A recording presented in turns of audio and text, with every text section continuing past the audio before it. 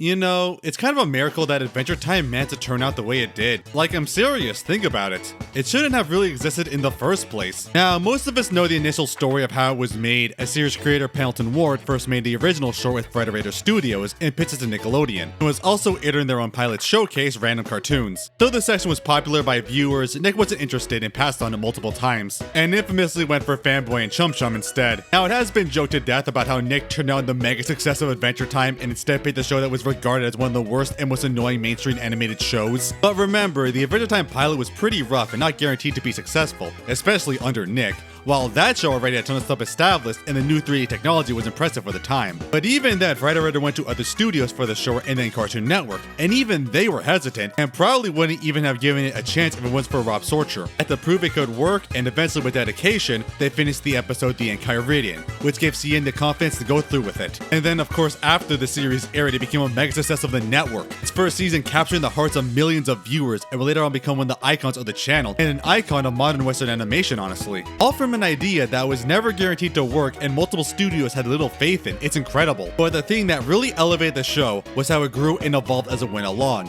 turning from a silly imaginative fantasy to not only taking its world and story seriously, adding genuine stakes and horrific villains like the Lich, to the much more intricate world and lore they added, but also evolving the characters, having them have legitimate development and growth that feels so real and brutal, that makes them emotionally relatable and engaging. Adventure Time grew with its audience as they also matured and got to experience these emotions with the show, making masterpieces of episodes and evolving the story in new, complex, nuanced ways, even making multiple story arc miniseries as it went along. It's a miracle this happened, and it also came out as well as it did. You would have never guessed this show from season 1, or even the early seasons would go in this direction, not even the original staff. But it did, and did so practically masterfully. But even then the show had to end eventually, had to wrap up everything up. And with how much it had, it admittedly was kind of messy, but still fitting enough for the show. But that's it, right? Well, as no surprise, the show managed to continue its story again, now to tie up some more loose ends and continue the story it had and evolve the characters and world even more. This became Distant Lands, which gave the spotlight to 4 characters in 4 new extended episodes, and they were really good. Well, okay, Wizard City kinda sucked. I didn't actually care much for the BMO one, and I only really liked the Marceline stuff in Obsidian. Together Again was really good. But okay, a good epilogue series that helped conclude the character arcs, that should be it. But then the show continued even more out of nowhere with the new series Fiona and Cake. Fiona and Cake is yet another wild miracle that would have seemed impossible. An idea by character designer and storyboarder Natasha Allegri, who's also known for making Being a Puppy Cat funny enough, made a gender swap AU of the cast, making Fiona and Cake the cat, making some comics of the concept. And again, you never think anything would happen from this, but this idea was incredibly popular with fans, and eventually was decided to implement in the series, making the experimental episode Fiona and Cake, which gave us a look into the gender swap AU Natasha created. So in order to balance it, it was eventually explained to literally be a fanfic in universe made by Ice King. Now again, though the idea was never guaranteed to work, it captured so much of the fan base and became the highest rated episode at the time, at the highest ratings of that year for Cartoon Network. And soon after, just becoming a staple in the fandom, growing iconic in its own right, eventually getting multiple other episodes exploring this universe and other characters adding their own stuff to this new canon. Not to mention its own official comic series that spawned from the original unofficial ones. And it's symbolic in context that in this literal fan-made idea that so many other characters in universe want to implement their own ideas and takes into it, reflecting practically real life, eventually culminating in the implication that the universe might even be fictional, but somehow real in its own sense. But when Adventure Time ended and its sequels ended, there was an opportunity to revive it in a whole new way. And with all the love for Fiona and Cake, why not finally give them a chance to shine? No longer just the other universe, but now the stars of the show, making the weird, unorthodox, but brilliant world of Fiona and Cake, a show that took Adventure Time in a whole new direction. Again, after all of this, it's just a miracle after miracle that seems like it shouldn't work, and yet it does. A show that people didn't think would work, that evolved in ways you'd never expect, that spawned an unofficial AU that became canon, and then got its own dedicated series. It's absolutely insane. But that's Adventure Time for you, insane in all the best ways. And yeah, this also got a huge amount of acclaim and love for this new unorthodox, more adult Adventure Time continuation. Now this show came out when I was just starting, and I never got to watch it until it was already ending. And even though I was already doing my Adventure Time videos at the time, I never got to give this show a full look. Honestly, maybe for the best. I really need those years of experience going through the entire show and getting better. But yeah, I've always wanted to give this show a much deeper look, but never got to. I figured after season 2 was greenlit, I would give it a shot once the first trailer came out and had a release date. Like just before the new season came out and the renewed interest that's worth an introspection. But then the jackasses at Max decided the best possible thing to do was just to shadow drop this literally 2 weeks before it aired with absolutely no warning. Are you kidding me? I can't believe it. There was like no other announcement when it was going to air. Just like a few weeks, get ready. Why do companies keep doing this? Zaslav, you're really trying your best to murder this damn company, aren't you? Even more with the trailer only a few days before. Can you believe it? This is one of your most iconic animated franchise and you do this? This damn service is trying its best to kill animation. I can't stand it. And yeah, they just announced it right when I had to finish my planned Halloween videos, which really pissed me off because I had literally no time to prepare. Not to mention grad school making things take up so much more time. So this has ruined everything. Thanks, Max. I hate you so much. But yeah, this retrospective ended up being kind of late by circumstances outside of my control. Since the second season is episodic, it's gonna take a while for it to finish, so I can at least finish the video before the entire show releases. And hell, maybe even make a follow-up after. So yeah, I wanted to take an in-depth look at the episodes of the first season and all the themes and growth it's had, not only for the show, but how it makes itself so compelling in its own right. A big part of its success was that it's not just an Adventure Time continuation, but practically its own thing. And that was intentional, and it's been enough time for me to cover it. So yeah, let's do it. Also, before I do, I just gotta say, thanks so much for 10,000 subscribers. Seriously, thanks so much. I didn't even know if I would even post another video once I started just to make the first Ruby Gilman video. And so often after, I wasn't sure if I could make it work after YouTube continually screwed me over. But I'm so happy I kept going and was able to reach so many people. You don't know how much you all mean to me. I'm amazed I got this far. And I had to try to think of what I could do to celebrate.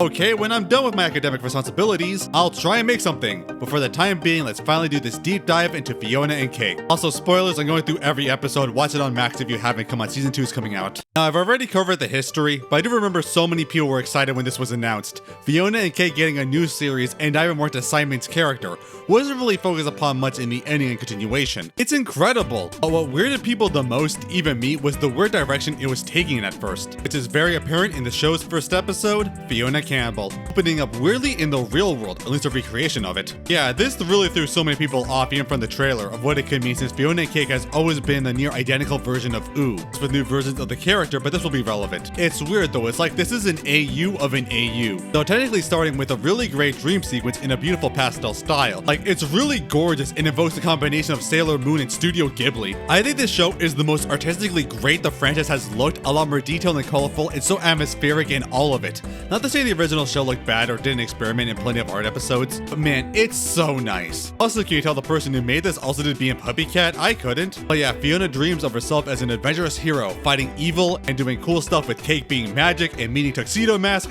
Ice Prince, which is immediate foreshadowing. But our favorite girl failure wakes up to her weird ordinary life, which really seems impossible in the world of Adventure Time, where Cake is a normal house cat and Beema is an alarm clock. Honestly, I wish Beema was an actual character in the world. I'm not the biggest fan of them, but I think they're important enough. I mean, if you have to.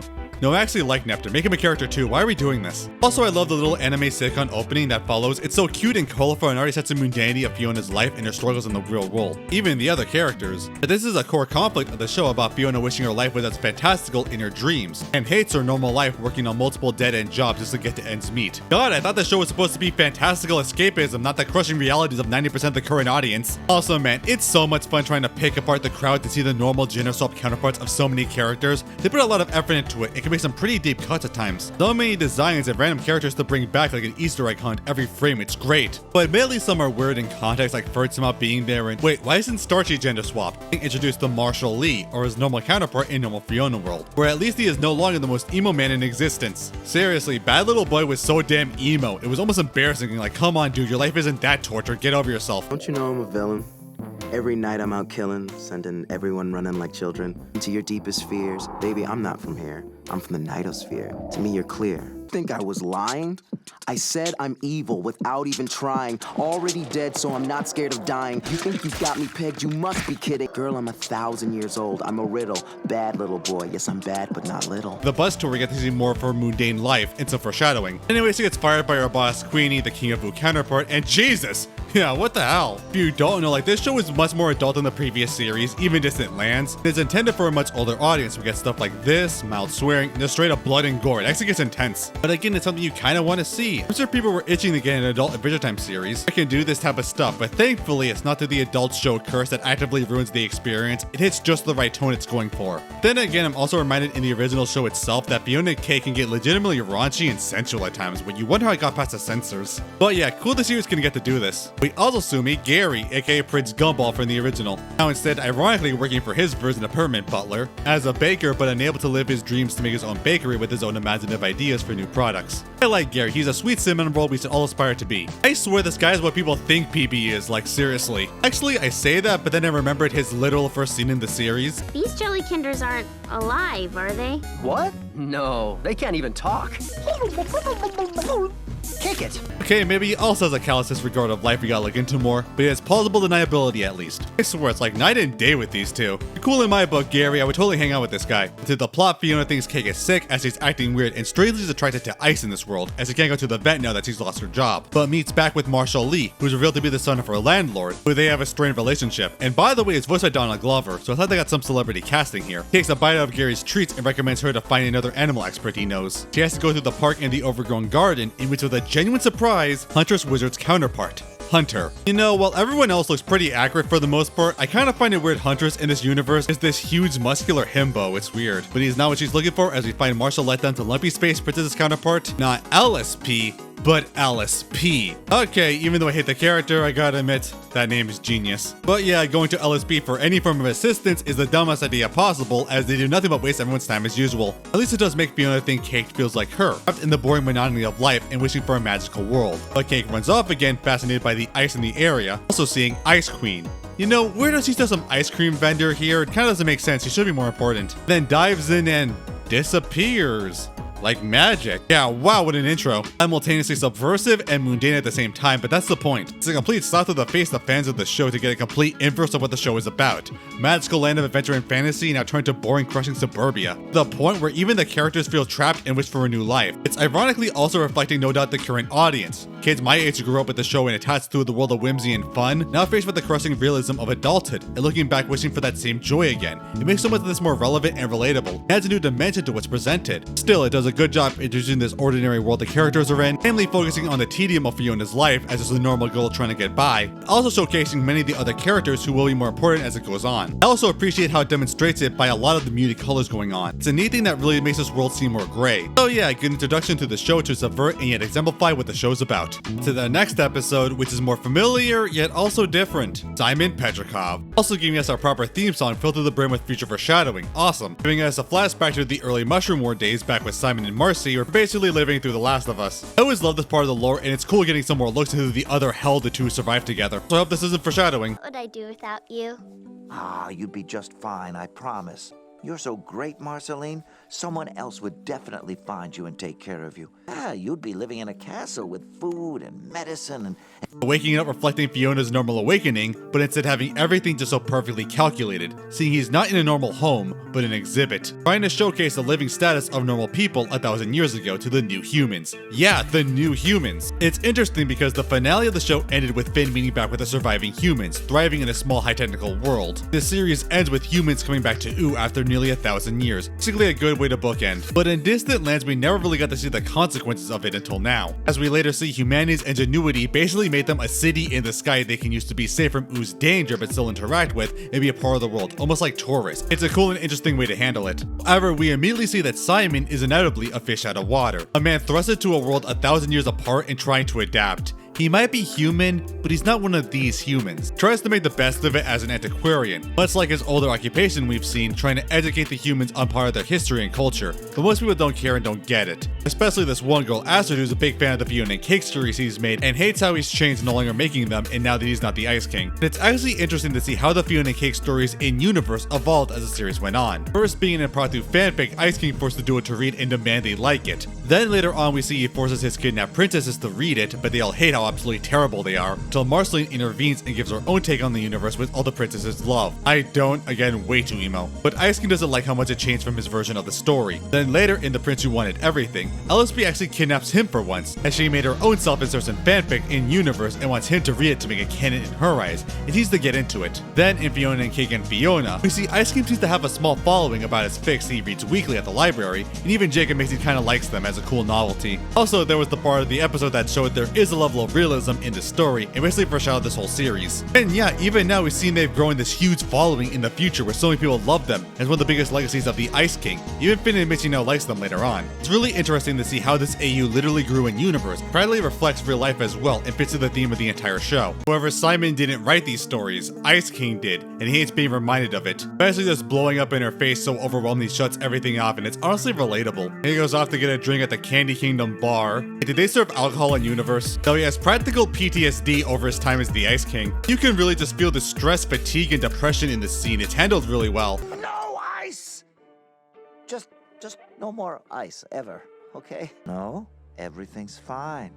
Same old, same old. And Cake, I mean, honest to God, man, it is such an inspiration to me. So luckily Finn arrives to help before things get worse. And my god, this guy got huge. He's like an unkept lumberjack. He says that he's come around to those stories and that Jake liked them and convinced him to like them as well. Now we know by Together Again that Jake died long before Finn did, but the series never says how or when exactly, keeping it vague. But it seems that Finn is trying his best to cope with it, and even more with the subtext bringing TV around with him, that he's trying to vicariously live out Jake through his children. But Simon spills his issues that he's not magic, he's normal, and he just doesn't belong in this fantasy world, nor the new futuristic humans he's never been a part of. Fiona and Cake is not only a reminder of his traumatic past, but how he's just not magic like the world he once made. And it's really interesting to approach Simon's character like this. We all wanted Ice King to be cured and turned back to normal ever since his tragic story was revealed, and in the finale, finally getting cured was basically a perfect bookend, and Obsidian still made it feel like he was perfect where he is. Except for this part, which really just felt like a joke. What? This is how I cope! But here they really dive into it, because it shouldn't have been a happy ending. Because after the euphoria of turning back to normal, he still basically has no one. I mean, sure he has Marceline and others, but like, he doesn't have any family or other people truly like him. He could have at least had Betty, but that's not possible anymore. And I love how the series dives into it, the dysmorphia and imposter syndrome brought with the change, now he's fundamentally alien. Ironically, the archaeologist is ancient history himself, and just crumbles in his worldview. Especially since the only thing people care about him anymore was the insane wacko he once was. That being his only legacy he can't escape from. It's a fascinating idea that makes Simon so much more tragic and nuanced. I love how the show really wants to dive deep into it in thought-provoking and relatable ways. Every day is just an unending slog towards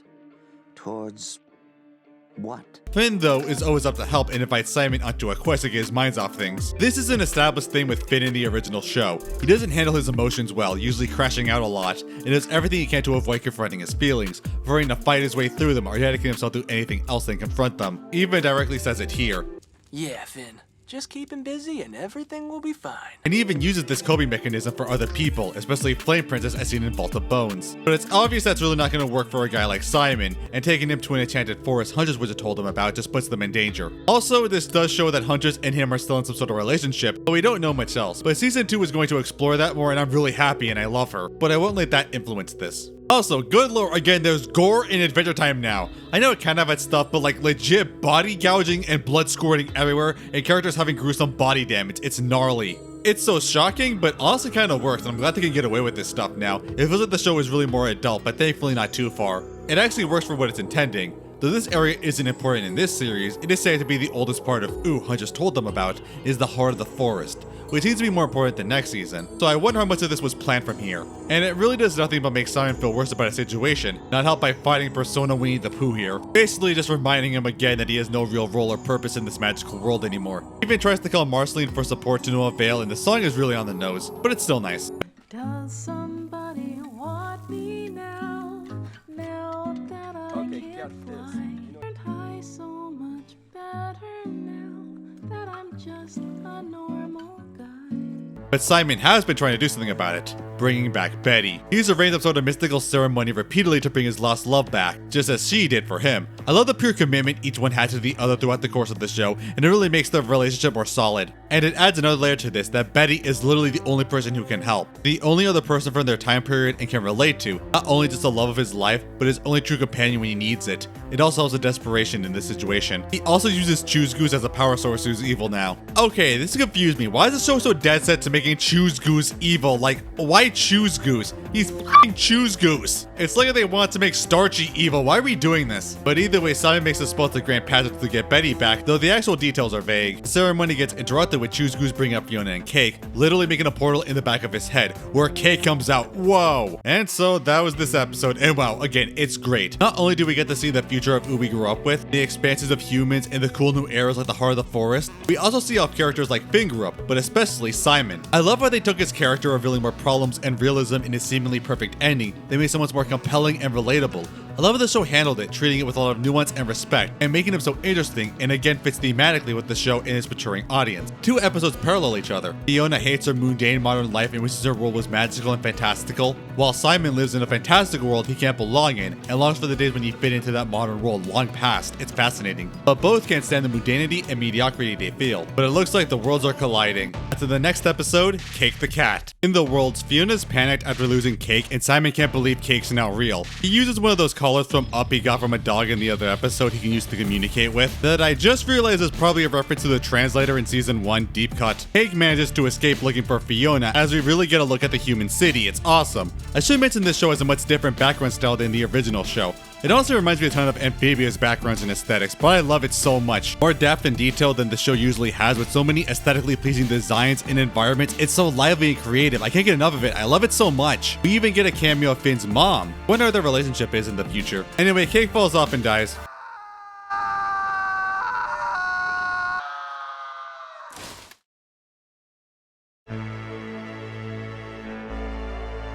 Oh wait, no, she's a cat, she fully survives this. Remember kids, you can throw your cats off of buildings and they'll be totally fine. The next morning though, Cake's in love with the magical world they wake up to, and then tries to kill the talking squirrel from the Up a Tree episode. That was a really weird episode. In the tree, part of the tree. In the tree. Part of the tree. Cake can't believe the squirrel talks and she can talk too, as the squirrel now sells those cursed apples from the episode. Of all episodes to bring back, where did that one? Like, what else? Are the spider couple gonna show up? Speaking of which, the other animals ambush them, demanding to go back to the tree. Why are we dedicating so much to this episode? It's not even a good episode. But Cake gets her first legit hero moment and goes cat scratch mode on the animals, scaring them off. Then takes them to the forest market, which again looks very nice and colorful. The show has some of the best aesthetics of the franchise. Cake's even more in love with the magical world. And Cake gets to try the side-changing fruit. And it's pretty fun. It's like an archaic version of her original shape-shifting abilities, being a nice in-between of why? Okay, what's with Cake's ass in this show? Like, bad little boy at the super raunchy and awkward moment where she became like realistic and shook her giant ass. How'd this get past censors? Is this why they call her Cake? Well, okay, enough of making a mountain out of a molehill. She goes back to normal and then goes through a musical number loving the magical world of Ooh and her freedom. And then does what cats do and have a blatant disregard for other people and their property. Also, somehow she's able to turn a hot dog night into a normal hot dog. Is he dead now? And yeah, everyone turns on her for, the previous disregard of everything. Meanwhile, Simon tries one last time to get the spell to work right, but instead manages to summon Fiona to Ooh after she was desperately looking for Cake. He recognizes them as ice prints in their dreams, but Simon refuses to acknowledge them as real, with the past literally come to haunt him. Fiona runs off amazed by the human city and meets with Astrid, her #1 fan, helps them to find her, also in love with the world of Ooh, but finds the bounty getting fruit thrown at her. I'm normally against animal abuse, but she is sapient and did kill and disembowel innocent people, not to mention the numerous other misdemeanors she should pay for her crimes. Cat claws can only get you so far in the eyes of the law. She's super excited to see Cake talk, but then goes to fight the crowd. I just feel bad for these guys, that they're just shopkeepers and store owners trying to make ends meet. Just now this cat ruined the whole place to sing a song and then get beaten up trying to hold them accountable. This is really not a good day for them. I know they were pretty aggressive, but Fiona didn't even try to take the diplomatic approach. Well yeah, after more casual assault and battery, Astrid sees her heroes are real, but the episode ends with them being teleported away and with a special hat. The true biggest tragedy of the episode. you know, if you ignore everything else. So yeah, this episode, honestly, there's not much to it. It's nice to see more of Ooh, of course, and the vibes are great, not to mention the unexpected returns not just of the squirrel, but the many background characters and species like Rainy from Another Way. Good lord, this girl cannot avoid misfortune. And of course, it's pivotal to the plot, bringing Fiona and Cake to Ooh and reuniting them. But I don't know, it's kind of disjointed and not a lot really happens. I also don't think Cake's really that strong as a character, especially compared to Fiona and Simon. She's not bad, but she's not engaging or interesting enough I feel to hold her own episode. I feel she works best with someone to work off of, so I didn't think she could hold her own much here, even if it is important later on. Also, I just feel bad for everyone else in the market. Like, these are just retail workers. Stupid cat ruined everything. It's probably the closest thing the series has to being filler. Alright, but nothing too special. But Prismo the Wishmaster? Oh man, do things pick up. We actually started in the drift from the Bimo movie. Thank God they actually managed to pick back up after the events. I always loved this place. In a cafe with this cool looking mummy guy, but it's actually our main villain, Scarab, sent to capture cosmic entities and offenders that fail to do their job, capturing them as Tamagotchis. Apparently Martin is also on his list, but since he left the plane of existence, he's known as a deserter. But Prismo is his next target as we see him in the time room visibly depressed as Wyatt, yes really Wyatt, someone managed to get to the time room and he gets to make a wish. Yeah, it's never explained how, but Wyatt implies that he did some completely terrible things to get there, not helped by the blood on his outfit, implying he's killed a few people. So I guess that's why he's stuck on the first dead world for all of eternity. So again, if you die to Wyatt of all people, you kinda deserve it. He can't concentrate with the beeping from Prismo's remote and accidentally wishes for quiet, as Prismo grants it like a jackass genie, as he's sent to a silent 30s black and white cartoon world as he hates it. You know, what irony. I just got done reviewing Benny in the Dark Revival, and then I see another entire dimension of a black and white cartoon hell. Oh, you can even see the Lich if you focus enough. So both have an unkillable genocidal demon in there. Like, what a coincidence. I mean, it could be worse, Wyatt. You could have gone transported to the cycle. Consider yourself lucky this is the worst you got. But yeah, this is a massive change for Prismo, because in the original series, Prismo was a cool guy and cared about helping people make the right wish, even with the monkey's paw. Like, without him, remember, all life would be dead. He helped Jake make the right wish and even declined his wish for a sandwich. Here, eat this egg. It's brain food. And here he is just doing the bare minimum and not caring what results from the wishes. Even from an accidental slip, he usually wouldn't count. It's heavily implied that it was after the death of Jake. Jake managed to befriend Prismo pretty quickly during Jake the Dog, and later on had a reoccurring sustainable friendship, helped by his universal chill, being his closest friend next to the Cosmic Owl. But it seems Prismo never really understood the finality of mortal life, being a cosmic entity, as she would live forever, but Jake would not. And eventually, he lost his friend forever out of nowhere. In fact, that kind of makes me wonder about this line. You know, mortals. I call them shorts because they're smaller than us, and their lives are really short. So after losing one of his closest friends, and without a coping mechanism like Finn, even if it's not a good one, he just fell into complete depression, and it's really sad to think about. Such a fun and chill guy like Prismo turned to an existential depression after losing his closest friend, and only gaining happiness watching their old adventures. However, the alarm was for a crossover, basically different universes intercepting through an unauthorized manner, as he's in charge of making sure it doesn't happen. But seeing Fiona and Cake panics him to summoning them to the time room, also turning Cake into her regular form and with her powers, and giving Fiona her old outfit. Trying to figure out what's going on, he gets Simon from the shower. He didn't turn off the water, that's so wasteful. Apparently, Simon went to Prismo to wish for Betty back, which was implied in the finale's epilogue, but it didn't work as his power is limited compared to gold. So Simon tried his own way. And Prismo explains that he's behind all of this. After making so many universes for other people and watching them, he wants to make his own universe. However, he couldn't think of much and just made a copy of Ooh and swapped the characters, as they see the magical life they should have. But their universe is unauthorized, and he get in serious trouble. So to hide it, he hid it inside the mind that no one could take seriously, the Ice King. However, when he got cured and lost his magic, so did their world, becoming the mundane world Simon was used to, with hints and details sprinkled about. So yeah, as implied by the previous episodes, Fiona and Cake was a legitimate universe, but made by Prismo. I actually love this explanation. It makes perfect sense in canon, and ironically it's framed like a little fanfic brought to life, even to being written on a laptop, very meta. But there's some questions, like the first Fiona and Cake was made before Finn and Jake met Prismo, so how could he have basically known and copied them? The best explanation is that Prismo can manipulate time. He is technically in a paradox right now, so he transported his work back to hide his tracks more. And also, if it being in Ice King's mind was able to physically change the world, shouldn't his self-insertions also be canon? I guess it's pedantic, it doesn't matter. However, trouble comes as Scare suspects something might be wrong, as Prismo is in violation of the laws for this and tries to get the others to hide and get out of there. Hey, shouldn't he be able to teleport them out? But he has to convince Scarab he's fine. Also, apparently all of time is made by two cosmic entities battling, ceiling and whether it's going to be relevant. He also explains their universe is unauthorized and can't be a legitimate universe connected to the multiverse, apparently also implying that because of it, they have unpredictable effects on other universes, which is what I think happened with the hot dog nights but is never explained and gets worse later. Prismo wants to hide them back in Simon's mind, but Fiona and Cake don't want to go back to their boring lives after experiencing the magical world. However, Scarab finds out, saying that this is his chance to get rid of Prismo and take his role as Wishmaster. Just needs to turn in Fiona and Cake to prove Prismo broke the law. In order to save them, he gives them his dimensional remote to escape, and Fiona breaks through Simon's nihilism to help. You don't help us, Simon. Our entire world and everyone we know will die. Please, help us. They escape into another universe with no hope to outrun Scarab, as Simon decides the only way to protect themselves and make the world magical again is to get the Ice Crown and become Ice King again. And man, what an episode. Sure, it was a lot of exposition, but it finally resolved so much and perfectly explained how it fit into the established universe. The idea that Fiona and Cake was literally a fanfic brought to life in universe is so great, and again thematically relevant to what happened in real life. Not to mention getting to know more about Prismo and the other cosmic entities. Scarab's an interesting antagonist, being the law enforcement of cosmic entities and criminals, kind of like the Citadel, but that is also technically not in the wrong. Prismo did break the law and he's trying to bring him to justice, but it's his merciless spite and sadism that gets at the genuine villainy, where it doesn't feel like he's doing what he does for justice, but just to be cruel. And it sets up the whole dimensional hopping part of the show, which is a huge draw and a ton of fun. I also like the parallel to a previous opening with Marceline begging Simon not to use the crown to save them, and Simon basically wants to try and put on the crown again to save these girls. It's great. But yeah, let's continue. Next is Destiny, which might sound familiar as we're taken to Farm World. Hell yeah, we get to see it again,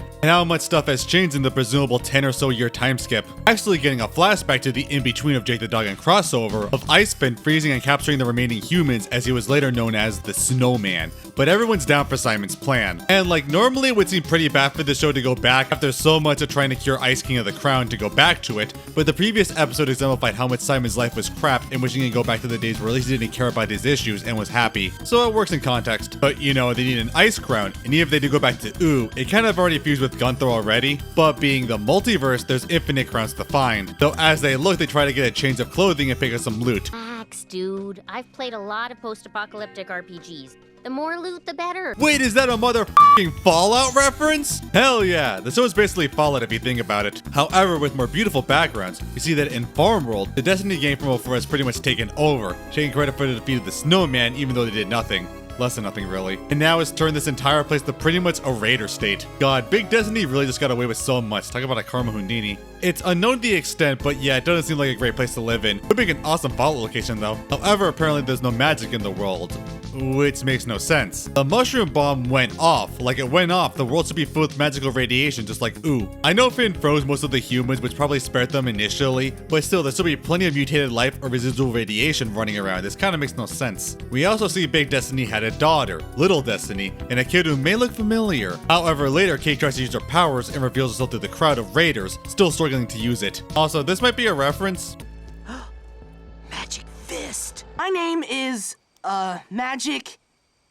Fist. They get saved by this kid after being confronted by Little Destiny and flee, revealing he's Jay, the son of Farmworld Finn. We also see he's freaking built in this universe too, must be a constant. He's not happy he got involved with outsiders in the gang, but allows him to stay for the night and dinner. So Farmworld Jake is still alive somehow and he has numerous kids. Now it's never said who the mother is, but it's heavily implied to be Huntress Wizard, or at least this universe's version of her. We see one of the kids has brown hair and green eyes, which is exactly like a human version of Huntress we see in a later episode. Not to mention the perpetual stew their mom made and serves is called Hunter Stew. So it's very likely with the build-up that Huntress is inevitably Finn's final girl after so much romance drama. And I'm all for it, I absolutely love her, and it feels she needs more screen time. Though Finn gets upset hearing they want to find and use the magic crown. You're a damn fool. Of course, having the trauma of the thing that turned him against everyone in his family. For the previous episodes, Finn wished the Lich never existed, but just got rid of the Lich's current incarnation, as he was forced to wear the ice crown and the bomb went off anyway, turning Jake to the Lich's new incarnation. He made Finn work with him to capture the remaining humans as he quickly went insane, but was defeated by Prime Finn and Jake thanks to Prismo and erased the Lich from this dimension, as Finn pleaded with Prismo to help him and free his counterpart of the crown's curse, which he did. Wait, couldn't he do the same to Simon? Is that a plot hole? But yeah, it's nice we got to see more of the farm world story and how it continued even beyond crossover and the presumed happy ending. It's just a great thing the show offers with its concept. But that night, Scary managed to find and track them down as they helped him sneak out to find the crown, the megaton crater of the original bomb. But since crossover, Prismo destroyed the crown in the original bomb blast to fix an animation error, save Icefin, it's gone. Reduce the atoms. However, we also see that Jay and Little Destiny are in a secret relationship with each other. How adorable. Jay does say the crown was destroyed, but a gem of power remains. But getting ambushed by the Destiny gang, they get captured until Finn arrives to save them on, "Hey Bertram, nice to see you," as they get the gem to try and power the remote to find the crowns. But to make matters worse, Scarab arrives and Finn tries to hold them off, and oh, that's not good. He can hastily escape with both in tow. Now, we never see what happened to Farmworld Finn again for the rest of the series. Season 2 is probably going to address it, though people don't know if he died or not from the impact. After all, he got impaled in the head with the force to crack rocks. I personally lean towards he lived. One, we know Finn is freaking built and has endured so much pain and blunt force trauma, no worse for wear. And this Finn is a full adult who's freaking jacked and probably had to fight for survival all this time in a ruthless gangland. And also, we know the animal hats he wears were originally made to protect the wearers from vampire fangs, being so thick and padded they can't reach through it to flesh. So I think he lived but got seriously hurt. But yeah, what an episode. It's so great. We get to see more of Farmworld. It's so great, this cool alternative dimension we've been introduced to since season 5. And to see how the characters have grown and evolved, not to mention the impacts of their plot. It's so great and cool. I love the new aesthetics it brings in the environments and even new characters like Jay and Little Destiny, how they're uniting Finn and the Destiny gang. Admittedly, the main characters kind of take a backseat, but I think it's needed for the established universe and what it does for the recurring characters. And it basically sets out the rest of the show to follow a similar structure. Again, great episode, and I love how we can explore these universes more in this new storyline. Next to our first original universe, with Winter King. I love this episode's concept so much. They arrive in a weird ice world where Scarab is luckily frozen just in time, by none other than the Winter King. That's right, this world's version of Simon. Good lord, okay, you thought Simon was a Tumblr sexy man? Look at this guy, he's just begging to have a huge online fandom. I literally just think he was some sort of industry plant. Kiss each other! Don't think it hasn't occurred to me.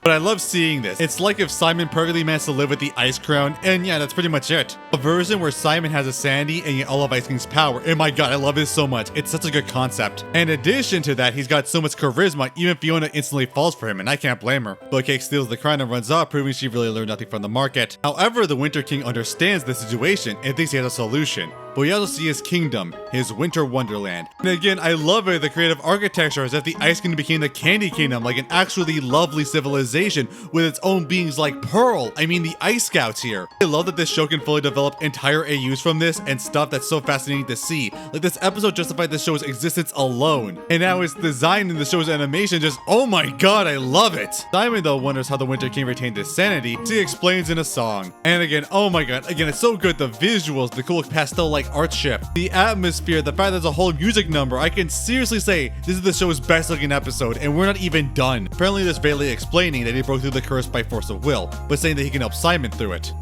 Honestly, that could really be the best. Fiona and Cake have their world back, Simon get his powers and fit more into the land, and still maintain his sanity. And again, this is so beautiful, and the artistry isn't even done. Winter King says he can make a duplicate crown for him, which hell yeah. He also gives Fiona a weapon and tries to train her, nice. But really, your sword just has hacks like the grass sword. He also magically charges Fiona's phone so he can contact her original dimension, as we see Gary and Marshall meet each other, and agree to hang out to get ingredients for Gary's next recipe, which Marshall loves. We also see Chromacorn is a human here, which makes Kate being a normal cat really weird. I hope this doesn't become insanely awkward and gross in the next season, but hey, it looks like the two might be falling for each other.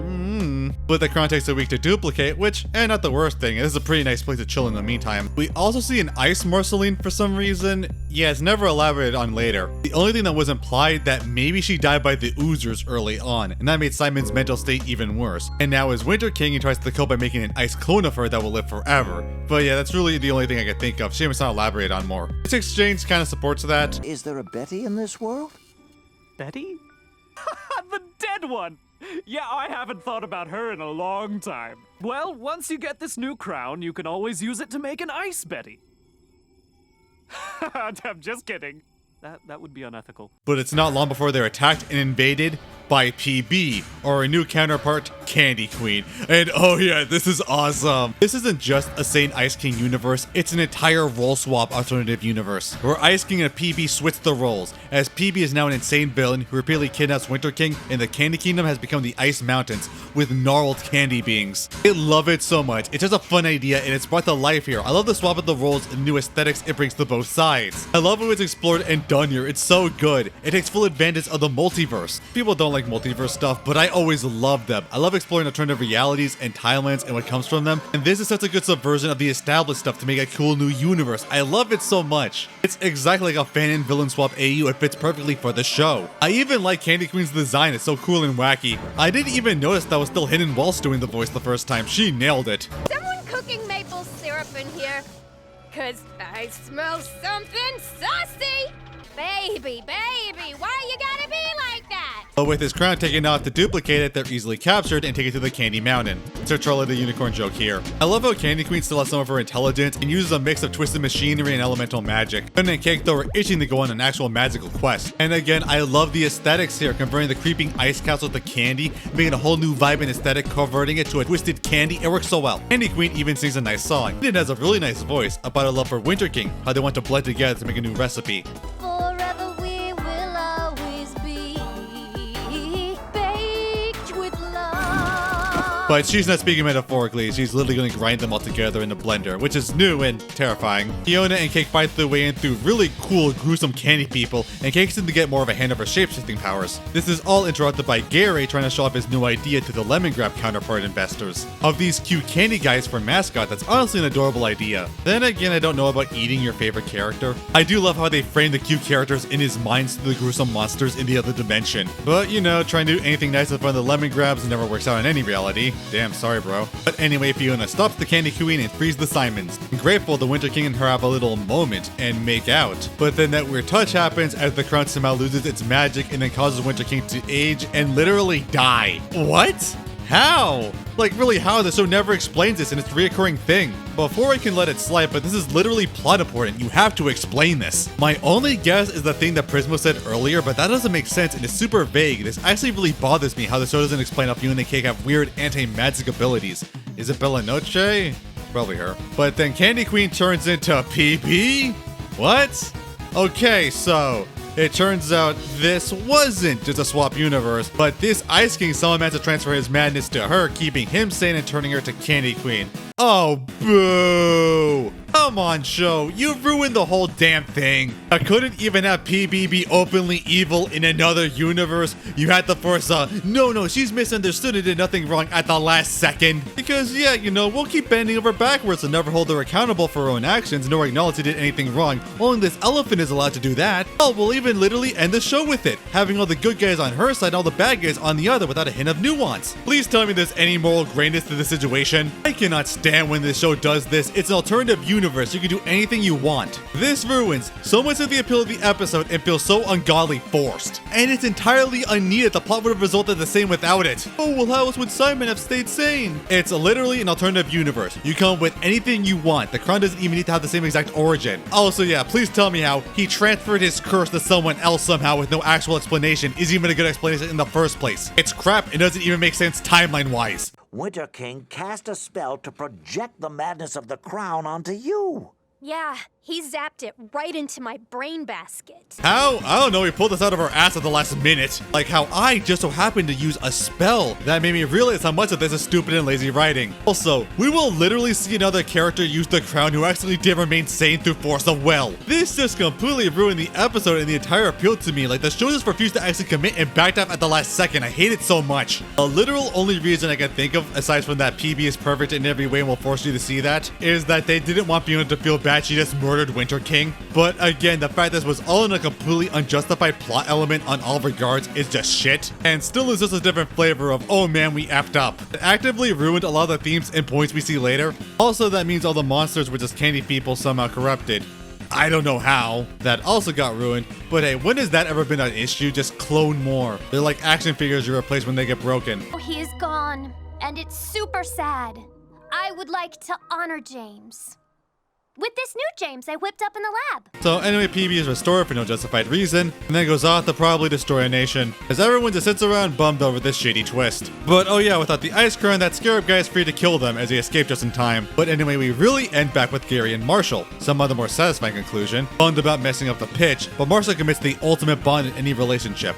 Asking about your OC lore. Anyway, they actually escaped to a weird baby world. How fun. And yeah, we end there. Man, this episode just got ruined at the last minute. I love so much about what it set up. I love the alternative role swap between Ice King and PB, the new aesthetics of the world, and how cool it is to see their dynamic flipped in its own universe. I loved how Winter King and Candy Queen were handled. Again, seeing such a different and cool take on the characters, even how the main characters reacted, and even getting some cool action by the Twisted Candy Kingdom. Again, it was so cool. I even enjoyed Gary and Marshall for actually developing their relationship, even if it's small. And I did love the juxtaposition moment. It just got ruined at the end with the bullshit at the last second, because, you know, God forbid we openly admit PB is evil. I mean, we literally had to destroy a nation out of paranoia with a big smile, and the show refuses to call her out on it. Everyone's flame princess in the process, so why should this be any better? Again, you can't even do it in an alternative universe. And again, the fact this makes absolutely no sense, is never explained, and just ruins the appeal of the world, making it so much more shallow. We'll never get to see the other cool differences and changes in the world, nor the deeper implications or results.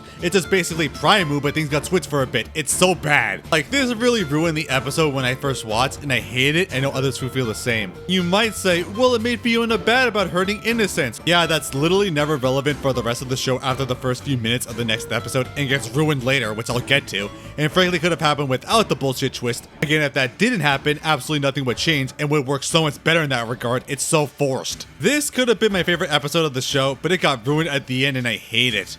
Ugh.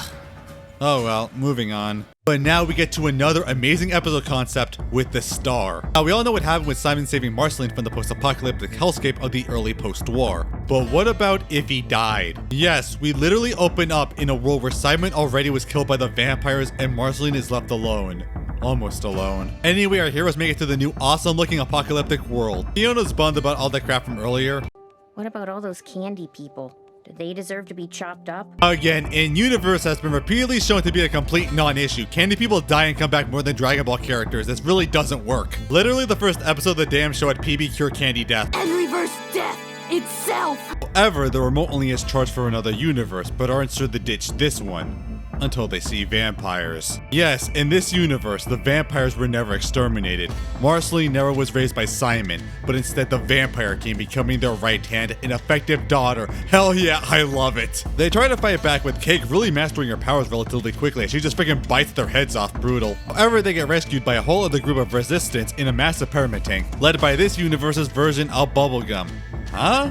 I don't know, it feels weird for her to be in this reality with her origin. Like, we know Bubblegum is about 800 years old, making her well after the vampires became extinct about 10 or so years after the bombs fell, and presumably where creatures like oozers became dormant and the other early abominations. When she grew up, things were just getting started in Ooh. There was barely any kingdoms and not a lot of genuine hostile life. Unless you want to tell me this dumb goblin was a legitimate threat. It was so peaceful, she could literally start her own colony when she was like 7, with no actual threats to her life and well-being that she didn't make herself. Like, she grew up in a practically perfect time, but in a world where the vampires just ruled everything and were wiping out all other life, legitimately destroying the world, possibly even themselves driving all their food sources out. Yeah, I don't think she could have been raised in this world. And don't tell me they wouldn't go after her because she's a mutant. We later see they got Billy, who was a huge mutant warrior colossus. Would have no problem ending her the minute they find her. Like, I'm sorry, but her gumdrop ass is not surviving the vampire apocalypse. But whatever, she's somehow here now, and at least fatally war-hardened and more interested in Cake's ease of destroying the vamps. But luckily, their interests coincide, as the Vampire King is actually taking the crown for himself, off of Simon's corpse. And he's actually the only known entity in the entire show that has actively resisted continual use of its power, which is incredible. He uses it to blanket the earth in dark clouds so sunlight can never break through, and his kind is never vulnerable to it.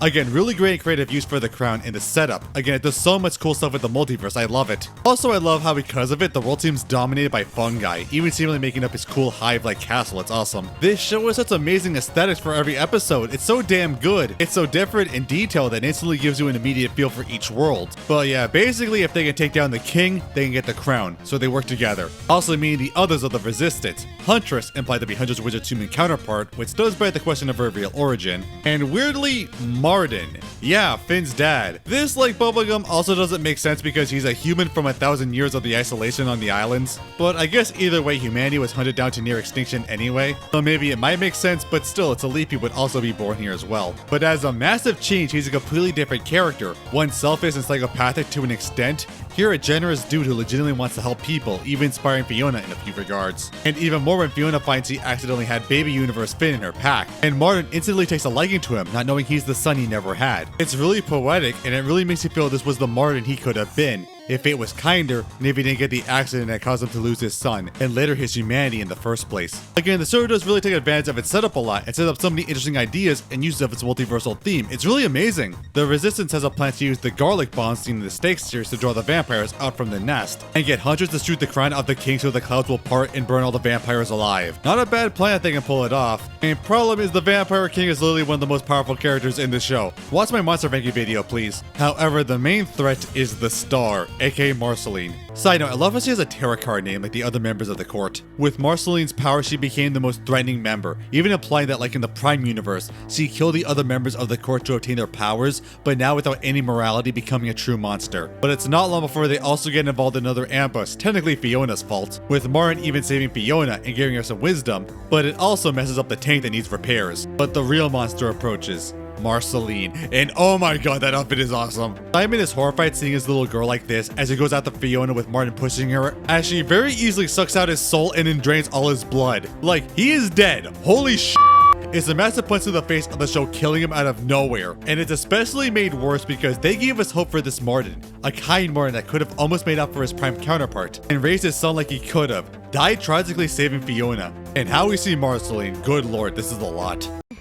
Don't you look tasty? Marceline is my favorite character of the show. I think she's the best. Not only is her personality great and she's like the coolest character ever, but she has the most interesting lore, emotional storytelling, and character growth seen in the show. She's given us so many of the show's best episodes and arcs like I Remember You, Simon and Marcy, and the Stakes miniseries. So much. The show handled her masterfully and made her so compelling and interesting. But seeing this really drove in that development she had. With Simon, despite losing her mom early on, he taught her right and wrong and helped her fend for herself when he couldn't support her. And that helped give her the fire to fight back and save humanity because, as she said in Stakes, saving people made her feel like she was saving her father figure in a way, becoming a hero at a cost of herself, but yet never gave in to her monstrous power and potential when she very well could have. But then we see the universe where she wasn't raised by Simon, but the monster she fought against. The one that taught her to use her powers to harm and kill without a second thought, becoming a complete sadist and the monster people constantly thought she was. It's so fascinating and a truly great use of the idea and concept. It's so good. Cake is just barely able to save Fiona as she avoids the other attacks. Also, they imply that she and Bubblegum had a relationship in some form that's just literally never explained at all. I guess it's impossible for his relationship to have any actual on-screen development, aside from just alluding to stuff we'll never get to see.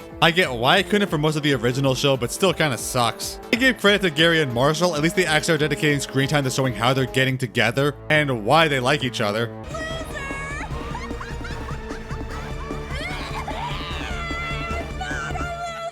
Okay, the scenes are not the same energy as Ricardo Montalban being called a weenie in Freakazoid. I am not a weenie! You are the weenie! So yeah, that really sucked. At least Simon is able to tell this Bubblegum of his world's version of the star, so that's neat. Bubblegum calls out Fiona for causing this and destroying the tank. SK makes it up by shifting to a giant one. I guess he quickly got the hang of it considering like 2 episodes ago she really couldn't do much. Fiona's worried about her getting hurt, but Cake knows it's their best chance, which I like this development. I do like these scenes that really go into the relationship between these two, because sometimes it does feel a little one-sided. She's kind of like a big clumsy cat I live with. So she's your family? Well, I love her, but she's more like a bossy roommate. Also takes Martin's jacket as well, basically taking his role after she inadvertently caused his death. So Baby Finn stays with the tank while repaired. And ironically, back in Fiona World, Marshall is actually getting help from his mom to make Gary's dream come true. Real nice, as we get to see her in this reality. And man, the gala is cool. Again, the art of the show is amazing. Not only that, we get so many new designs of swapped characters. And it's so fun to try and pick out the ones you can identify. And also Scarab is taken away by the cosmic entities, writing him out of the plot for a bit. But the resistance splits up and gets into action, with Simon overhearing more about this Marceline. And oh my god, again, she is slaying these outfits. Who designed these? These are awesome, I love them. Also, again, implying some past relationship we'll apparently never get to see. I do appreciate, again, Simon just getting to see how monstrous and sadistic this Marceline is. It's something you want from this concept, and I appreciate how the show explores it. The plan gets set in motion as Hunter tries to knock off the crown as the bombs activate and the vampires flooding out, and oh no. That's gore of one of my favorite characters. Yeah, as a big Huntress Wizard fan, seeing her dead is pretty jarring. But also again, the fact that the Vampire King wore the crown for likely hundreds of years just like Simon and didn't get any drawbacks aside from Baby being a bit sillier is incredible. Like, what is this guy? He's excited to see Marceline try and kill Bubblegum, and I love how Simon can't take it anymore and just yells, Vampire King, you're a bad dad! Like, again, I love this for the situation. It takes full advantage of this universe and the establishment of the characters. It does pretty much everything you want it to do. But while he's distracted, Kate tries to take the crown and save the day, but Fiona pulls her away at the last second, afraid the king will notice her. And because of this, she does. Does Kitty want attention? Does she also seek annihilation? As they barely make an escape as Bubblegum grabs Marceline as they fall at the tower, with Marceline saying that if she stakes them, then she'll die either way, as the vampire horde follows, and that's it. We'll never know how this ends. Yeah, really, they leave it vague and Vampire World is never seen again. So, yeah, bad ending. Everyone died. My god, these guys seem to stop dimension hopping. It never ends well for anyone. But this is juxtaposed with the Fiona world, where Gary is actually hitting it off well with many of the investors, but finds that in order to do this, Marshall sacrifices independence for the favor, forced to go to his mom's business. And Gary can't stand for it and rejects it, also randomly insulting the guy who was legitimately going to finance his endeavor for no reason. I don't care. You deserve better than anything that creep could do for me. Well, like, chill, dude, it didn't do anything. This is juxtaposed with a climax, and it's cool. But I want it to flow better here as they leave and kiss. Wow, already? I mean, I don't mind it. I appreciate that they actually develop it on screen, but y'all are moving pretty fast. You've really known each other for like a day. I guess they only had 10 episodes, so I had to do it ASAP. But that was the star, and oh man, this was a killer episode. This might actually be my favorite. I love the concept so much, how it took full advantage. The ravaged world of it, the vampires never went extinct, and Marceline was raised by the Vampire King instead of Simon. I loved it so much. It's such a great concept I see it in AU, and taking full advantage. Seeing the parallels and new versions of other characters, that's awesome. The world looks amazing. Has a cool vampiric fungal aesthetic, and even in Fiona world, the looks of the Abadir mansion was incredible with all the new designs. But I also love how involved the main characters were, how Fiona and Cake had their dynamics gone into, and especially Simon, grappling seeing practically his daughter turn into a bloodthirsty monster. How did my little Marcy turn into that? Maybe in this world, she didn't have a you. She didn't have a me. Hell, it even made a Princess Bubblegum I actually kind of like. It's incredible. My only complaint was, again, they have some entirely off-screen unmentioned relationship we'll never get to see, which makes moments where they indicate it feel so weird, like what's the story here? But again, fantastic episode from start to finish, super interesting, engaging, gorgeous, and shows how good this series is and how it handles its setup. But then to our huge shakeup, Jerry. Jerry? Jerry! But we actually get a flashback with Simon and Betty 1,000 years ago. It's amazing we got so little of it in the original. But we actually wake up in a strange desert version of Ooh. And again, I love the artistry. The muted colors, the waving dune shapes, and the dust-filled sky and almost flower-like sun. Like the entire planet is in a dome, it's amazing. However, there's no civilization in sight and nothing to charge the remote. So they only had this dimension to get a crown. Also, Cake resents Fiona for stopping them for getting the Vampire World crown. That does lead to a really good moment where Simon relates to Fiona as he put on the crown to save Marceline constantly. This inevitably hurt them both, but admits there was no other way. Even tells more about his relationship with Betty, which is what a lot of this episode is about. And it's so neat since, again, we never really got a ton of on-screen development of their relationship, but the impact of each other and their constant commitment to the other is what made it work, and seeing the tragedy that came from all of it. First starting in a lecture, and we actually see a few of the magical artifacts in the first series mentioned, which is really interesting, showing that not all the magical artifacts from the show were in Ooh. Some are legitimately ancient and made during human history. Do wonder how the wand of disbursement got on Mars though. Betty's the only one who's into the lecture, and Simon's work having the same interest, as Simon wants to find the Enchiridion and makes an exposition for it as Betty joins. Fiona's really into it, but they discover the treehouse, or whatever's left of it, completely dead and empty. Well, except for... Apologies, cat. I cursed you in the spirit of fun. Yes, BMO is alive and the only thing still existing seemingly in this universe. Now, I have an interesting relationship with BMO that I went to in their dedicated analysis video. And I kinda want to be careful because I know some people are very sensitive about him. Hell, I got some whack-ass comments about it in the past. BMO, I kind of have a love-hate relationship in any starring roles. Like, he can be really good in episodes that take him seriously. Going into him as a character and his family, like Be More and The More You Mow. Going into his personality and purpose and relationship to others makes it super awesome and investing. But episodes like BMO Lost or Football exemplify my problem when he's written as basically a carefree kid since he never seems to actually care about the plot he's in and treats everything like a game. I can't get into a character's story when it feels the main character doesn't care about the situation they're in. And also I just kind of feel like I'm being talked down to a lot, like I'm watching a preschool show. Kind of fitting he's getting one. Like, it's one of the biggest reasons I couldn't get into the BMO movie because it didn't feel like his story. Why Fi felt like the main character? She's the one who had an actual arc and investment in what was going on. BMO felt like a supporting character in his own movie and still didn't seem to actually know or care about anything that was going on. I know people love him and find him cute and all, and I can see it, but you know, I need more than that to get invested in a story it takes focus in. But luckily, this episode is the former and used him amazingly. BMO tries to help them saying that everyone is around, and also seems to discard corroded batteries. But points to the ice cream that clearly doesn't exist anymore. BMO leads them there but shows where their friend Jerry lives, but in usual BMO fashion, hard to tell how much is real or not. They're the only other entity we're aware of. Now, it's made clear that in this world, all life is just gone, as BMO being a robot is still around. But that begs the question, what about Nepter? Yeah, where is he? He should be here. He's a robot as well. No time without Ice King would die too. He was made by normal lightning. Ice King just fully charged him. Like what gives? Where is he in this world? This really bothers me. Oh my god. BMO killed him. BMO freaking wallied him. He broke him and used them for spare parts to stay alive. We know BMO has absolutely no respect for Nepter as a conscious being and will break him without a second thought. He just smashed Nepter, took whatever parts he can to survive, and probably left his mangled body in the garage. This is the only explanation. Poor Nepter just cannot catch a break. You're a real monster, you know that? Anyway, Fiona wants to hear more of the story, and it's so adorable seeing Betty's wild and free spirit help break Simon out of his shell. Again, it's so cute how to build a relationship and how much the two loved each other, but they make it through the ruins of the Ice Kingdom. No ice at all, just Ice King's collection of junk, but that includes his many tapes, as BMO lets us watch them, being the usual Ice King shenanigans, but it's actually much more relevant here. Fiona and Cake have seen Simon, but they haven't seen much of Ice King until now, with Fiona now much more upset knowing how lost Simon used to be. And it just ends on a creepypasta moment.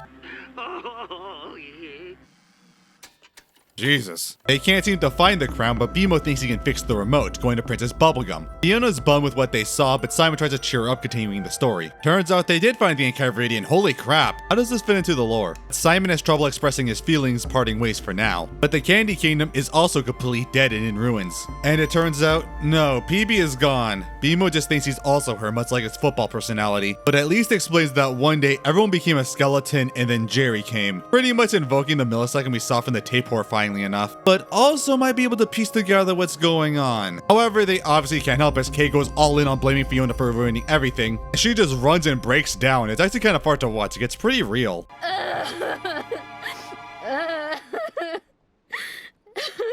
So stupid. I'm sorry. Why did I think I could do this? To help her, Simon continues his story, with Simon getting a note from Betty as she's about to leave and how they feel for each other after their trip, desperately running after her before she leaves, stopping her and professing his love for her at long last. Oh, it's so good. I love how they did this, actually showing the romance and journey of these characters that have been the blood of this show for so long. It's amazing. And God, the atmosphere, the visuals, the music, it's so much. Even later on with the musical scene at night with the two in each other's arms. Oh my God, it's too much. It's too much. And I love you, love you, love you. Is it obvious to everyone else? Even BMO was moved by the story and has an idea to charge the remote with his own robot heart, with BMO initiating it off of his own free will and seems to be working until...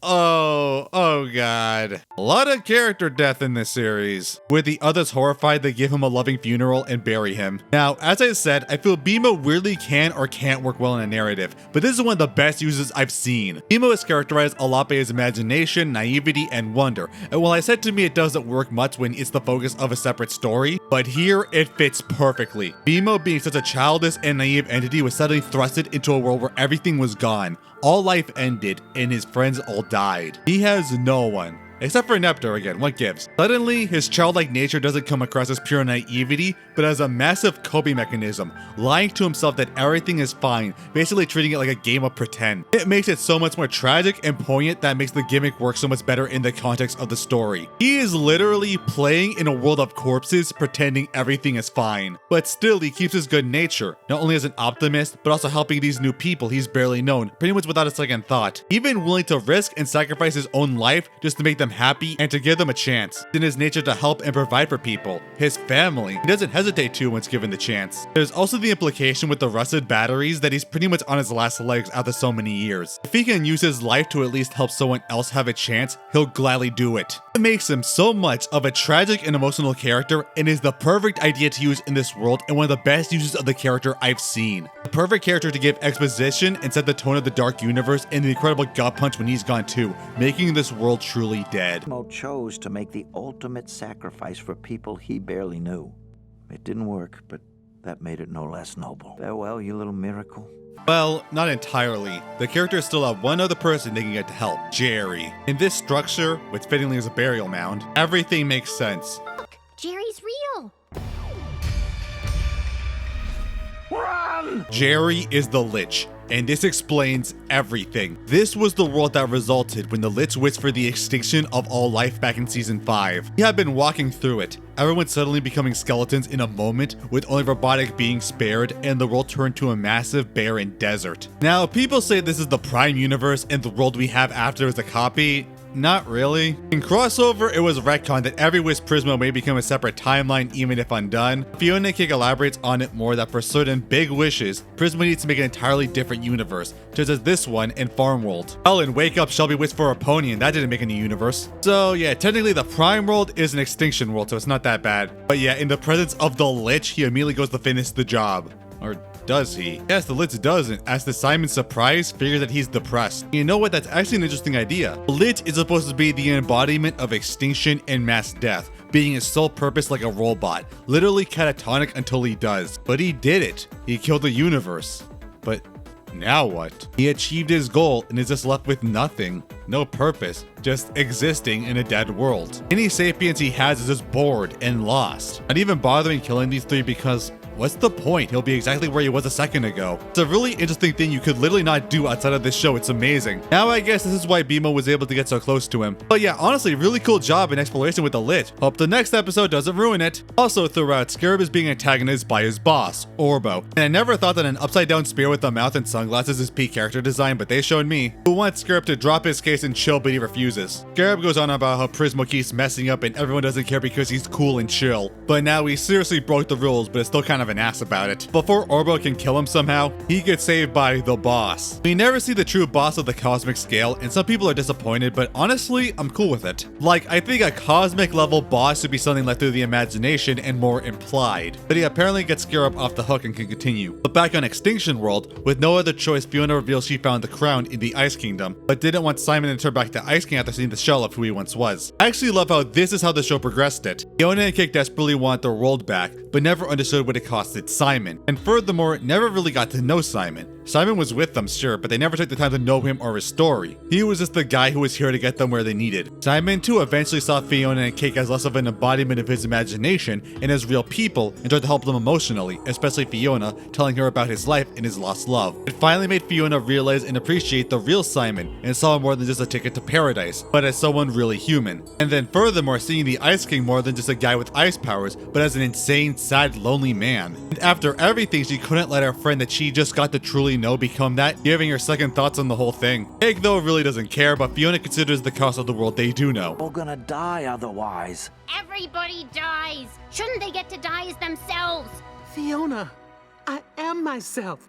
Like this. But Simon, of course, is willing to take that sacrifice. I love Simon so much in this show, the depths they take the character and truly diving into the person he is, that he's also willing to sacrifice himself to help others in a parallel to BMO and also his past with Marceline. Starts the ceremony again using the Lich as a battery and allows the two back in his head as he puts on the crown. Then Scarab comes, oh crap, but then both suddenly get teleported with the Lich's eyes glowing gold symbol. Oh yes, it's gold time. But okay, damn this episode. Talk about another incredible one. Would have never think we'd explore the extinct world universe just at all, but holy hell, they delivered. Not just in the great visual aesthetics showing the truly dead world, but also how it handled the characters. Nemo was done incredibly, being the perfect character to use in this episode for what it needed, and also portray him so well, giving an emotional, tragic role that someone made this world even bleaker. Again, masterful. Also even developing the consequences if the Lich succeeded in ways you'd never think. And even more masterful was how it handled the main characters. I love the flashbacks to Simon and Betty and how you finally get to see how they got together, and the adorable, lovely romance they built where you get their dedication to each other for so long. Even more how it handled Fiona and Cake themselves, showing the parallels and having Fiona grow as a person, finally appreciating Simon for who he is, not wanting him to lose himself, finally understanding the gravity of their situation. Just a fantastic episode all around and shows how good the show is and handles its premise. To the penultimate episode, Casper and Nova. Fiona and Cake seemingly wake up in a fantasy land they've always wanted, but all their friends are horrific monsters and die horribly. But we also see LSP getting disemboweled and eaten alive, so I'm cool with it. But upon seeing Simon fittingly fritzed, nah, it's all a dream. The world is still normal as they're in an ice rink, and Fiona has to literally wear Cake as clothes, must be real awkward. They find the others, excited they're together. They don't believe her whole dimensional shenanigans until Cake pretty much shoves it in their face. But the world's not magical yet, as they don't know why, as we see Simon's teleport to Golb's realm. Or well, Golbetti. However, the Lich followed them there, praying to Golb, and get a moment that ruins him, saying that he did all of this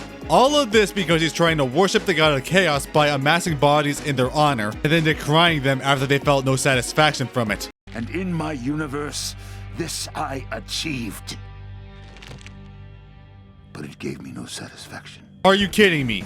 That is not the frickin' Lich. I got into it in my dedicated Lich video. I know it was said that he was the last scholar of Gold, but that's incredibly vague and could mean so much. I figured he just studied primordial chaos magic, and it's how he was able to do incredible feats of dark magic. But this fundamentally does not work for the Lich. The Lich is literally the embodiment of death and destruction. A literal catalyst comet reincarnated on Earth existing in the primordial era. He doesn't kill everything because he wants to. He does it because he has to. It's his primary purpose for existing. Prismo even said it himself. Primary function is to cause mass death, and since he can't do that while he's trapped in my time room, he's stuck in a standstill, like a machine without a purpose. If the Lich was doing all of this for attention, then he wouldn't be catatonic until an opportunity arises. He would do literally anything else because he has free will. People say the Lich is emotionless. It's not true. He has shown some emotion, like glee when his plans succeed, or shock and surprise, and even depression as seen earlier, but never to this degree. But it gave me no satisfaction. In succeeding, I lost all purpose. Are you kidding me? You did all of this to be happy? This is so insanely stupid. Are you telling me this whole time, Adventure Time's greatest and most iconic villain tried to commit complete omnicide because he was simping over a giant red triangle baby and gets pissy when he doesn't feel happy? Answer me! What more could I have done? What do you want from me now? This really ruins the Lich, like seriously. Like the stuff from before that he got depressed after completing his task in the same way as he was when he was stuck in the time room made sense, it fits, but this ruins the Lich. Yes, more than when he became Sweet Pea. At least there was some nuance there, I also got into in the video. This just ruins what the Lich was and made him seem so utterly pathetic, just being Golb's bitch. Anyway, Golbetti arises and then Tetris is this loser, good riddance. But much more poignant and well written, Simon sees his love as an eldritch horror, and can't believe he can finally see her again, and yet can't do anything, but spills his own insecurities in a really good scene about how he's not happy with his life, the one she worked so hard to give him. Every city managed to meet Fiona and Cake, and gladly helped them finding his purpose again. Going to put the crown on, but Golbetti refuses to let it happen, zapping him as we go 1,000 years in the future, to Shermie and Beth. Hell yeah! Shermie and Beth were basically the bookend to the story of Adventure Time, implying brand new adventures in the much different and frankly depressing world of Future Ooh. And we finally get to see more of them causing trouble and being free spirits. However, I still find Beth's belly button portal absolutely disgusting. But then, Simon possesses Shermie somehow. And okay, I love it. I love that we can explore more Shermie and Beth, but now tying it to the story. It's really fun and creative. And again, something you want to see. Simon has absolutely no idea what's going on or why Betty sent him here. Though we see it's Simon's consciousness as his body is left behind. And Scarab is here somehow, surprisingly not pissing his pants that he's in Golb's realm. However, he still tries to kill Simon, so Betty just splits him into a bunch of bugs. Doesn't she just kill him or at least amalgamate him? I have no idea. But one bug gets in his brain that can make a Kingdom Hearts joke. Mickey! It's Simon! They put bugs in him. What? So now we can go back to Fiona World, where they talk about the magical chains, and Gary and Marshall worry they won't be together after. Everything's gonna change. Will we still be together? I don't want to forget anything. Marshall and I just met. Yeah. Oh please, the riders will never give up forcing this ship whenever they can. I promise you, you'll be fine. But either way, they have second thoughts on resetting this reality. But then the scarab bugs come out and they gotta chase them all like a really annoying Twilight Princess side quest and stop them from merging. But back to Simon, we see them go to the library, which was alluded to in the finale, but see it's the ruins of the Turtle Kingdom, which actually looks like a kingdom now. But we also see Turtle Princess's corpse. Jeez. No wonder the ice thing went insane. Place looks gorgeous though, but it's in ruins as apparently it's really dangerous. Simon tries to find anything with the crown, not to mention the future's weird gun books, but finds one with a crown as they're attacked by the Pagelings. Yeah, really, the Pagelings, those cute little paper guys in Paper Pete back in season 3. They brought them back, but now they're giant, scary, hostile monsters. What the hell happened here? Like, really, how did they get so huge and beastly? It's fascinating. But they make a hasty retreat with the book. Anyway, Hunter joins them as they manage to separate all the bugs and contain them, as they try their best to seal them up improv style, knowing if they reform, he'll kill them all. Oh, do we just keep them in jars, like, forever? Okay, I've heard this before. We need to make multiple tungsten spears. Simon thinks he, or at least a different version of him, he has no idea this is the future, made the book, but it turns out to actually be a choose your own adventure game. Huh, neat. About two mage friends, Casper and Nova, on a great quest to discover magical artifacts, but in particular the magic crown. Casper wants to find it immediately, but Nova wants to do other side quests. Simon, of course, always goes for Casper's route. Meanwhile, in Fiona's world, with no way to contact Simon, they all try to find a portal, and no one thinks to watch over the room of a godlike assassin trying to reform. And of course, the Harbinger of Death, LSP, comes to do the main purpose in life by making everything much, much worse for everyone around them. God, I wish they ate him alive.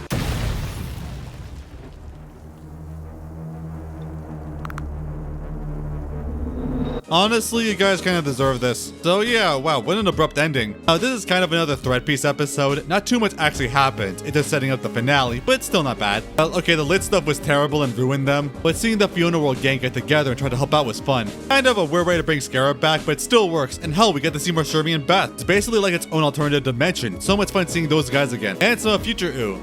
But yeah, we gotta end things. And to our final episode, Cheers. Yeah, I should mention Cheers is a running thing in the universe. I don't quite get why it starts from this part in Simon and Marcy. Making your way in the world today takes everything you've got. It'd be nice to get away where everybody knows your name. But still, we continue with Casper and Nova. Love the mixed media approach. Again, the visuals are fantastic, but they can't ever seem to get the crown being pushed everywhere as Simon gets frustrated. Also, apparently Choose Goose has another Echo Fighter in this universe with Pawn Swan, who actually flips in the bird. Wow, the bird from a bird. But oh yeah, Crazed Cosmic Assassin revived. Love how Gary had a Squidward moment. Crossovers. Crud. Oh, no, he's hot. Oh no, he's hot! Fortunately, he didn't kill LSP. Come on. He's from an unauthorized universe too. He should be on the list. Garrett actually points out how much Fion has infected and hurt the dimension she's traveled to. And honestly, good point. Worlds you've visited, all the people you've infected. It would be better for everyone if you were just gone. But again, Winter King would have worked better in that case. She accidentally killed him undeserved by her own nature, instead of being, well, they did a good job there and only killed the people to show trees like Tic Tacs and revive off screen like nothing happened. Kinda fundamentally ruins this point. But they got his crystal and the Tamagotchi eggs like that one episode of Ben 10, and releases the monsters, revealing just how genuinely small and petty these guys' crimes were, that he incarcerated them for it. Then he just brutally kills many of them, holy crap. Then with the crystal he starts going full on anti-pops on the world somehow. Then Cake does what he probably should have from the start, and just grow into an actual Kaiju and beat him up. I do like how Cake is more willing to turn into huge monsters than Jake, though it is part of his character. Back to Simon, Casper and Nova found the crown, but their only choice to get it is to sacrifice Nova. Simon's shocked, he never wanted to hurt Nova and got attached to her. As Beth points out, maybe if he chose the other options instead of beelining for the crown, would be another route instead of picking Casper's option every time. And I hate it when games do this arbitrary BS for the good ending. Beth pretty much tells them that Nova deeply loved Casper. Casper was too into finding the crown to realize it. Also love the symbolism that Casper's character design is literally blind. This makes Simon realize what Nova was doing, giving up her well-being and goals for him. Casper could have noticed and appreciated it. But this realization is exactly what Betty wanted as he zorps out of Shermie's mind back to her realm. Though Cake is honestly doing a pretty good job, I guess she really mastered this fast, though she overexerts herself too much. Which is probably why Jake doesn't do this often. But everyone doesn't know what to do as he's destroying the entire universe. Simon realizes how much Betty gave up in her life and love for him, as he wishes he spent more time with her instead of being so focused on his own career path and acknowledge so much would have changed if that had happened. Another really interesting idea, it's so adorable, but it's also unknown if that whole sequence was in his head or Betty speaking through it. And acknowledges he did all of this thinking his life doesn't matter and was willing to sacrifice it for Fiona and Cake, finally able to contact her. Simon wants to put on the crown to save them, but Fiona refuses, wanting this to be the world they fight for, even to the death. Things start to become the Rise of Darkrai movie. Simon doesn't know what to do, throws the crown, and then Tom Kenny really goes all in on the performance. I didn't ask for this responsibility. It's too much. Go, Betty. It's too much. So then spits out Fiona World as a dandelion. How? I have no idea, but man, it's poetic. And also somehow gives it to Fiona inside of the world. What? Maybe use the spell for it. Fiona makes a wish and turns the reality real. A real, genuine universe and a part of the multiverse. Again, I don't exactly understand how this happens, but it's too thematically fitting, so I kinda don't care. And then Gold Betty.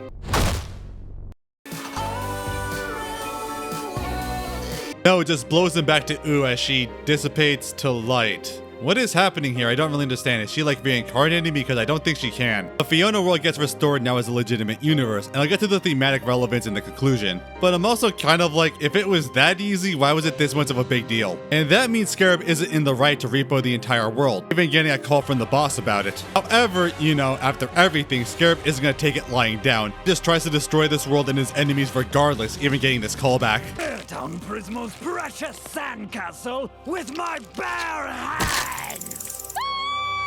Finn! Oh, I actually love this point for Scarab's character. Scarab builds himself up like the ultimate lawbringer, having no tolerance for those he finds guilty of even the most minor offenses, as we see, taking pleasure of his job and arrogance of his position. However, we see him on the other side of the law now, not having the right to give revenge like he's wanted. He immediately breaks it out of anger and spite, showing he doesn't really believe in his own philosophies, just does it out of pride, sadism, and apathy. It's really nice character work, showing that even if in some cases he had the right, he isn't right. Prismo gets allies from all over the dimensions, like Baby Finn and the Peppermint Tank, the Squirrel, and even Jay and Little Destiny. Does he care his dad might be dead? He doesn't seem to be. Kind of helps my case. The Squirrel brought those magic fruits, and Fiona eats them and become a giantess. There's an obvious joke here, but Fiona basically confirmed it.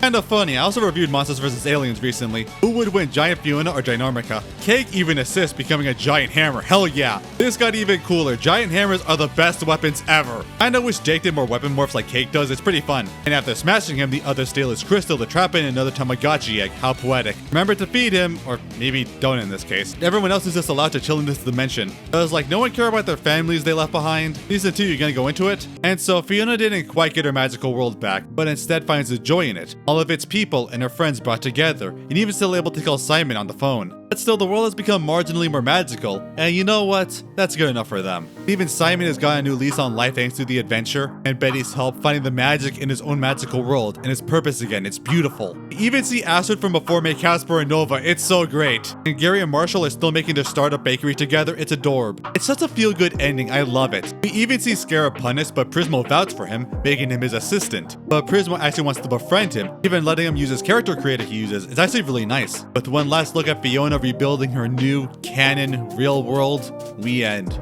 How beautiful. Normal world.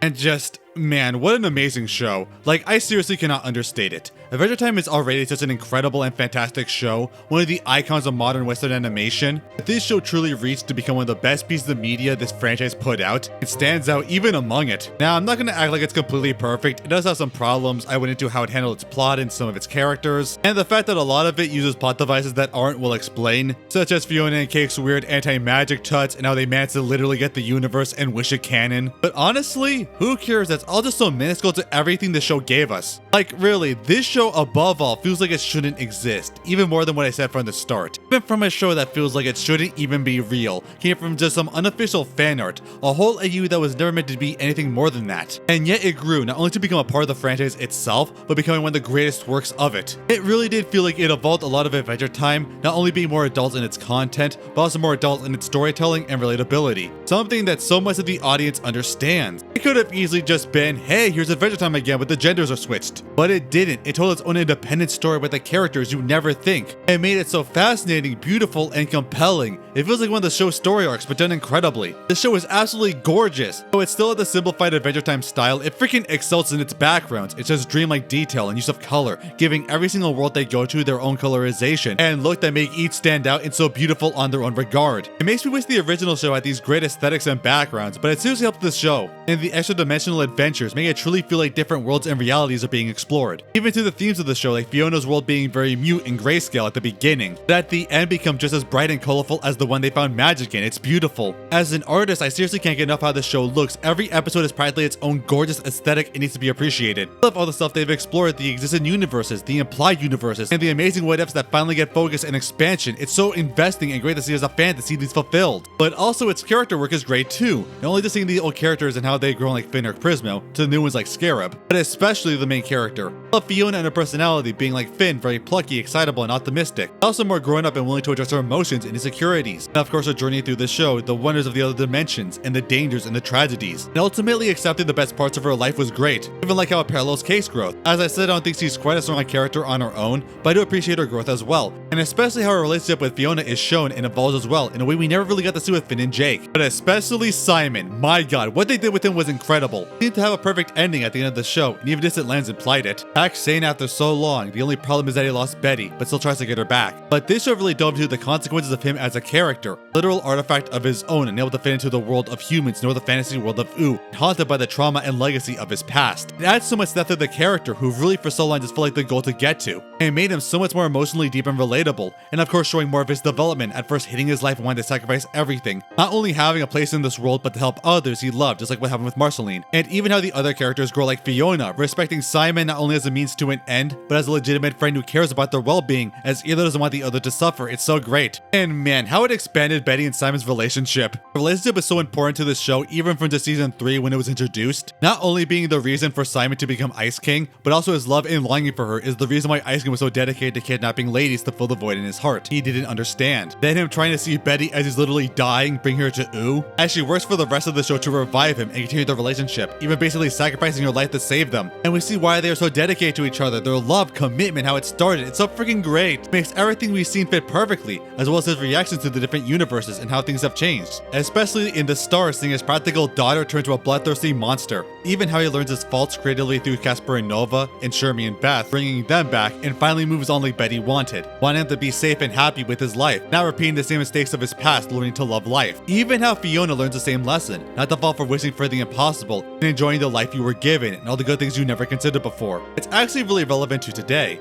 As I said, Adventure Time evolved with its audience, at first being incredibly childish and imaginative, to slowly taking itself more seriously, with bigger threats and story arcs that full on emotional episodes, and character arcs that drive the characters forward, with relevant emotional issues tackled. It's great. And the message feels made to the current audience. Young adults who grew up with this show now jaded by adulthood, the stresses of life and dissatisfaction with the world you're in, and your role in it. Like it, it's hard for so many people because it's reality. But the show doesn't just go, well, your life will only be perfect if it becomes the fantastical one in your imagination. It pretty much does the opposite, showing the flaws into the fantastical worldview and the deeper stuff inside. In the end, it says not to focus on what life could be and see life for what it is. Enjoy the meaning you have and the good parts you never appreciated. That's how the world can be magical, and it works so well. So fantastic. I think a lot of what makes the show work and the themes of it that make it feel like it has so much heart is that it's basically a complete love letter to fandom itself. Like pretty much everything is relevant to it. Again, Fiona and Cake was just a concept by a staff member who never thought much of it. It was just a fun concept they enjoyed and posted, and it got its own fan base slowly and became popular in the circle to the point of still existing somewhat in the show. It was so beloved that it became a reoccurring thing in the universe, to the point where it was ingrained in the show itself, only just implying it, but then just fundamentally making it canon and real in the universe. And in this show, it was a staff member of the multiverse, just wanted to make something of his own, made a fan creation of his favorite universe, and did it his own way with his own characters. I just leaned into it.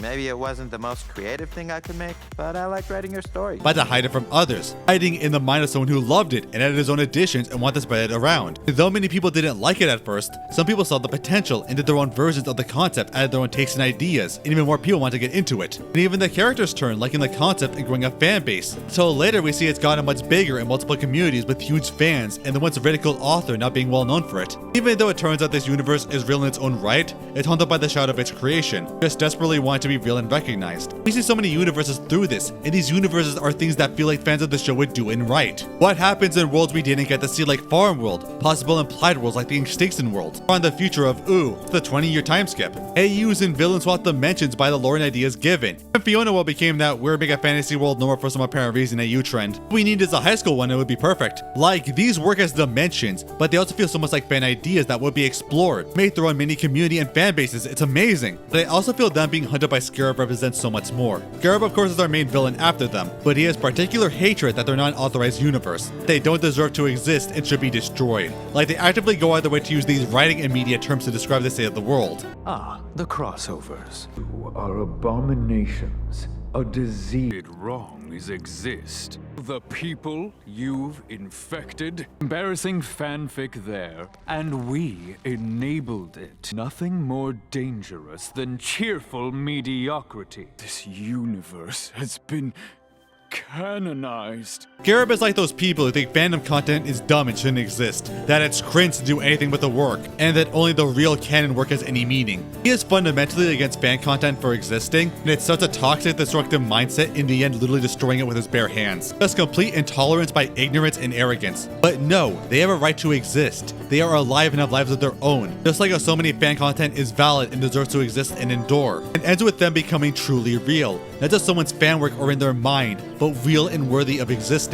Just as Natasha had her world she may become real through this show. Literally, as they say, their world became canonized and it's beautiful. Even Prismo made the world on a laptop, and at the end, even Scarab was interested in the idea of making his own work for it. It's all relevant. These themes are the power of fandom and relevance in existence, creativity, purpose, hope, love. Just all of that pervade through pretty much all of this show, and it's beautiful. It almost feels like it's evolving past Adventure Time, but that's good. It's been over 10 years now, and Adventure Time still has so many more stories to tell, which that can be incredible and match some of the best the show has. It's truly a show you can do anything with and feel like it truly never ends. It did continue. As I said, it got a season 2. At the time I'm writing this, only 2 episodes came out. And hell yeah, I'm so happy Hunter's Wizard finally gets some spotlight. I haven't been too satisfied with the episodes so far. I feel like they've lacked that soul and purpose behind season 1. To get this idea and theme across that made it so great, just kind of continue by obligation. I also seem to like the dimension exploring, which is one of the coolest things about the show. And there's still so many more possibilities. What if Finn became the vessel for the Lich? What if a different elemental made the crown? What if Betty wore the crown? What if Flame Princess actually went to war against PB for the bioterrorism and war crimes she committed against her people, and treated her as subhuman since she was born and ruined her life instead of treating like nothing happened and they became friends for no reason? Of course, maybe it will eventually, we'll see. But I'm still confident it can grow and get even better like the first season. But I kinda doubt it will ever reach the incredible quality of the first season and everything it gave us, becoming one of my favorite things the franchise has made. Hey, if there's one thing I've learned making this video, is that miracles can happen, especially in this show. And really,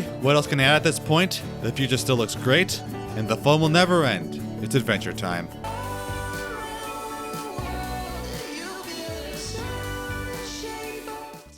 Man, that was a lot. Wait, just let me get changed out of this.